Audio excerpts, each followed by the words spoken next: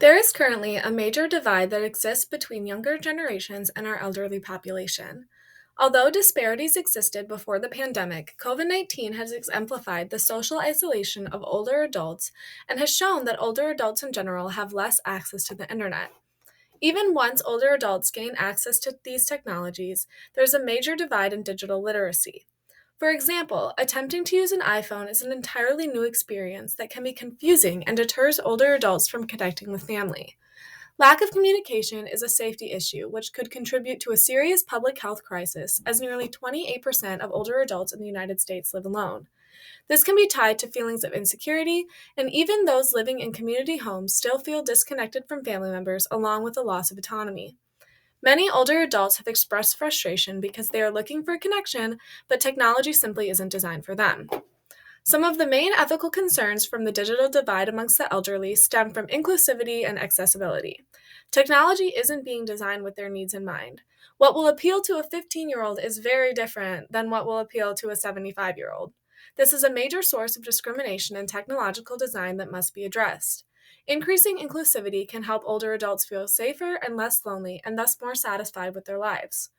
Our society does not prioritize the social needs of the elderly, and this technology will help to simulate connectivity as well as address safety concerns. Based on the information gathered, I have created a natural language processing device slash speaker paired with a modified tablet specifically designed for use in older adults.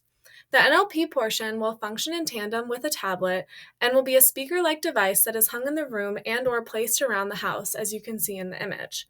It will need to function better than what most devices of similar design, for example, a Google Home or an Amazon Alexa, do at the moment. The device will need to be able to identify a wide range of grammatical inputs and be programmed to recognize the semantics that are specific to the elderly population. This technology is designed for the elderly, so it is essential that it understands their way of speaking.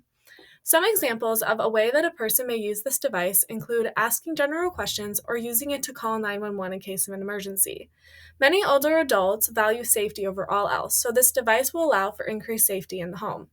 It could be used for individuals living independently still at home but want the reassurance of being able to call a family member at any time. It could also be introduced into assisted living or nursing home-like facilities.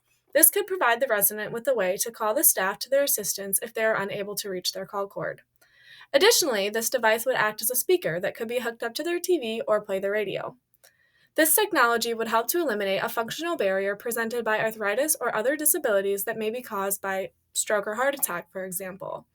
This device would also hopefully make it easier for older adults to get in touch with family and friends, which would decrease feelings of loneliness. The tablet portion of this design would be directly linked to the NLP. This means that the older adult would be able to speak directly to the device and tell it what it wants the tablet to do. For example, one could say, name of device, video call my son on my tablet. An important change that will be made to this technology when compared to a traditional tablet is the level of complexity. Although more applications will be available for download than what is presented in the prototype, the startup home screen will be very minimal. It will contain only, for example, the phone/video call app, a driving service app, an emergency alert app, messages, email, and potentially online banking. This design will allow for older adults to reap more of the benefits that technology has to offer, especially in terms of connection with others. This technology will also be designed with multiple buttons on the bottom in order for it to be easily usable by those suffering from movement disabilities that are common in the elderly. The prevalence of these health problems is much higher in the senior population, so having larger buttons will be easier to press and thus more accessible than just tapping on the screen. This design will promote independence and make the individual feel confident in their ability to use the device. Once again, I want to emphasize that the NLP will need to be directly created for this application in order for older adults to use this design and for it to function at maximum efficiency.